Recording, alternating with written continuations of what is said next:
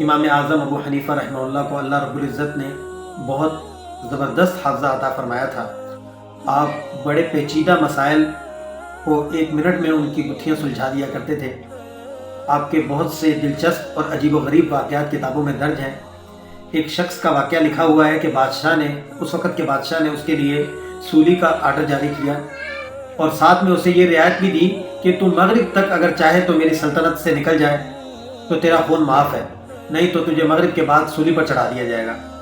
اب وہ شخص پریشانی کے عالم میں امام صاحب کی خدمت میں حاضر ہوا۔ اس وقت کے لوگ جب بھی پریشان ہوتے تھے تو کسی اہل علم بندے کے پاس چلے جایا کرتے تھے۔ یہ بھی شروع کے ادوار کے لوگوں پر اللہ رب العزت کا خاص کرم اور عنایت رہی ہے۔ اب امت اس چیز سے دور ہوتی جا رہی ہے، اس کی وجہ سے بھی امت کئی مسائل میں وہ گھری ہوئی ہے۔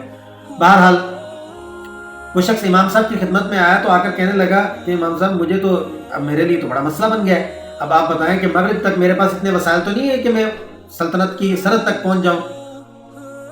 تو امام صاحب نے کہا کہ بھائی تو ایسا کر، جا کے مسجد میں بیٹھ جائے۔ کہ مسجد میں سوائے اللہ کے اور کسی کی بھی بادشاہت نہیں ہے۔ اب جب بادشاہ کو یہ بات پتہ چلی کہ بھائی امام صاحب نے تو اس کو یہ کہہ دیا ہے، تو بادشاہ کہنے لگا کہ بھائی امام صاحب نے تو وہ بات کہہ دی کہ اب اس کا توڑ میں بھی نہیں نکال سکتا۔ امام صاحب کے حافظے کی شہرت ہوتے ہوتے اس حد تک پہنچ گئی تھی کہ بادشاہ وقت نے آپ کو چیف جسٹس کے عہدے کے لیے مجبور کیا کہ آپ کو چیف جسٹس بنانا ہے اور آپ اس عہدے کو قبول کریں۔ امام صاحب تحقیقی کام کرتے تھے، مسائل پر تحقیقات کا کام آپ کا چلا اور آج تک امت الحمدللہ اس سے نفع اٹھا رہی ہے۔ امام صاحب اگر اس عہدے کو قبول کرتے تھے تو وہ جو تحقیقی کام چل رہا تھا یہ اس کے اندر رکاوٹ بنتا تھا عہدہ۔ اب بادشاہ نے جب دیکھا کہ بھائی اس نے تو میرا حکم نہیں مانا، تو بادشاہ نے آرڈر جاری کر دیا کہ بھائی امام صاحب کو اور 2-3 اور فقہا تھے ان کا نام لیا کہ ان کو گرفتار کر لو۔ ان میں ایک سفیان ثوری ہے، ایک امام شابی ہیں جو صاحب المغازی کے نام سے مشہور ہیں، اور ایک اور فقیہ تھے۔ ان چاروں کو گرفتار کر کے فوجی دستہ لے کر آ رہا تھا۔ راستے میں گرمی کا موسم تھا تو ایک جگہ سستانے کے لیے بیٹھے تو وہ جو چوتھے فقیہ تھے انہوں نے ایک ہیلا اختیار کیا۔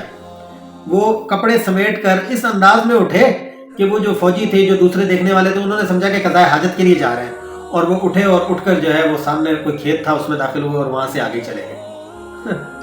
اور وہ یوں سمجھتے رہے کہ بھائی قضاء کوئی کمٹمنٹ تو ہوئی نہیں تھی نا، کوئی کال قرار تو ہوا نہیں تھا، اس لیے بس انہوں نے ہیلا اختیار کیا اور وہ چلے گئے۔ اب رہ گئے باقی 3۔ تو امام صاحب نے کہا کہ اگر کہو تو میں کیافہ کروں؟ تو دوسرے ساتھی نے کہا جی کہیں، کیا کہتے ہیں؟ کہا میں ایک بات کہتا ہوں کہ ہم جب بادشاہ کی محفل میں جائیں گے، بادشاہ کے پاس پیش ہوں گے، تو یہ جو شابی ہے نا، یہ تو کوئی ایسا ہیلا اختیار کرے گا کہ اس کو تو بادشاہ کہے گا کہ بھئی ٹھیک ہے تو جا، اور میں بادشاہ سے ایک ایسا سوال کروں گا جس کا بادشاہ کو جواب ہی نہیں آنا، لہذا بادشاہ مجھے بھی چھوڑنے پر مجبور ہو جائے گا، لیکن یہ جو سفیان ہے یہ اس نے پھنس جانا ہے۔ اب جب بادشاہ کی خدمت میں حاضر ہوئے تینوں، تو امام شابی کو بادشاہ نے کہا کہ بھائی آپ کو چیف جسٹس بنا دیا ہے ہم نے، یا چیف جسٹس بنانا ہے آپ کو۔ تو انہوں نے باتیں ہی اور شروع کر دی، کہنے لگے بادشاہ سلامت، آپ سنائیں، آپ کے حال احوال ٹھیک ہیں، بچے ٹھیک ہیں، اہل خانہ سب ٹھیک ٹھاک ہے، نوکر چاکر کیسے ہیں آپ کے، اور آپ کے گھوڑے بھی ٹھیک ٹھاک ہیں، آپ کے گدھے بھی ٹھیک ٹھاک ہیں۔ اب جب لوگوں نے دیکھا کہ بھئی یہ تو گدھے گھوڑوں کی باتیں کر رہا ہے، اور بادشاہ خود بھی حیران ہو گیا کہ میں اس کو چیف جسٹس بنا رہا ہوں اور یہ گدھوں کے حال احوال پوچھ رہا ہے، تو اس نے کہا یار اس کو تو چھوڑو۔ تو اب امام صاحب کو کہا کہ بھئی ٹھیک ہے، آپ آج سے چیف جسٹس ہیں۔ تو امام صاحب کھڑے ہوئے اور امام صاحب نے کہا کہ بادشاہ سلامت، میں تو اس عہدے کے لیے ٹھیک ہی نہیں ہوں، میں تو اس عہدے کے قابل ہی نہیں ہوں۔ تو بادشاہ نے کہا کہ بھئی ہم جب آپ کو کہہ رہے ہیں کہ آپ چیف جسٹس ہو، تو انہوں نے کہا کہ بھئی آپ کا کہنا اپنی جگہ ہے، لیکن میں اپنے آپ کو اس عہدے کے قابل ہی نہیں سمجھتا۔ بادشاہ نے پھر اصرار کیا کہ ہم آپ کو بنا رہے ہیں۔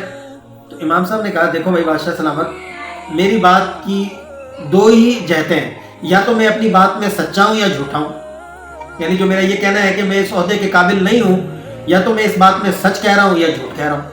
اگر تو میں جھوٹا ہوں تو جھوٹا آدمی اس بات کا اہل نہیں ہے کہ اس کو چیف جسٹس بنایا جائے، اور اگر میں اپنی بات میں سچا ہوں تو پھر مجھے آپ فارغ کر دیں کہ میں واقعی صحیح کہہ رہا ہوں کہ میں اس عہدے کے قابل نہیں ہوں۔ تو بادشاہ نے کہا دیکھا کہ اب میں تو پھنستا ہوں، اگر میں کہتا ہوں کہ جھوٹا ہے تو جھوٹا آدمی واقعتاً کیسے بن سکتا ہے چیف جسٹس؟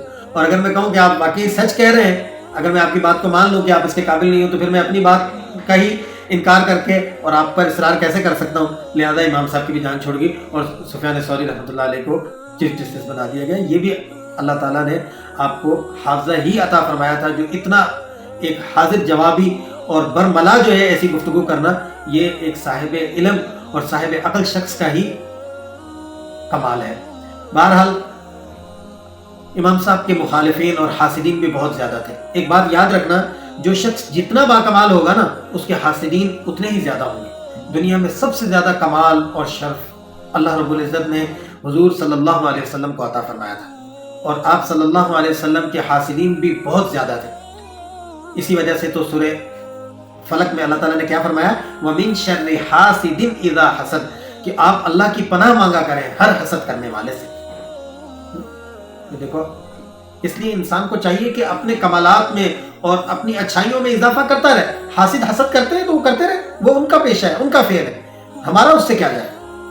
اللہ رب العزت سے دعا ہے کہ ہم سب کو حاسدین کے حسد سے بچائے اور اپنی طرف سے اچھا حافظہ اور عقل سلیم اور قلب سلیم اور فہم سلیم عطا فرمائے۔